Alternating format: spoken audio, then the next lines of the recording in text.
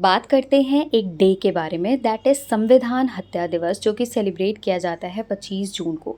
ये बात है 25 जून 1975 की, जब भारत देश में इमरजेंसी डिक्लेयर किया गया था।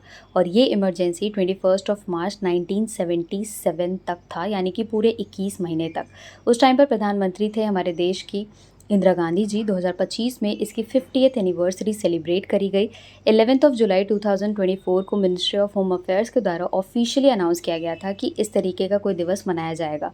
उस टाइम पर क्या हुआ था कि वाइड लेवल पे फंडामेंटल राइट्स को सस्पेंड किया गया था, पॉलिटिकल अरेस्ट हुए थे।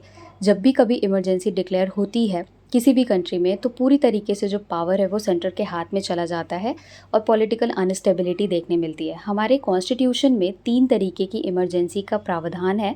सबसे पहला है नेशनल इमरजेंसी, आर्टिकल 352 से 354 तक और 358 से 359 तक इसके बारे में डिक्लेयर किया गया है।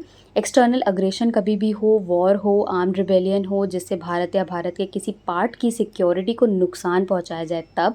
दूसरा है प्रेसिडेंट्स रूल, आर्टिकल 355 से 357 तक। तीसरा है फाइनेंशियल इमरजेंसी, आर्टिकल 360 में इसके बारे में जिक्र है।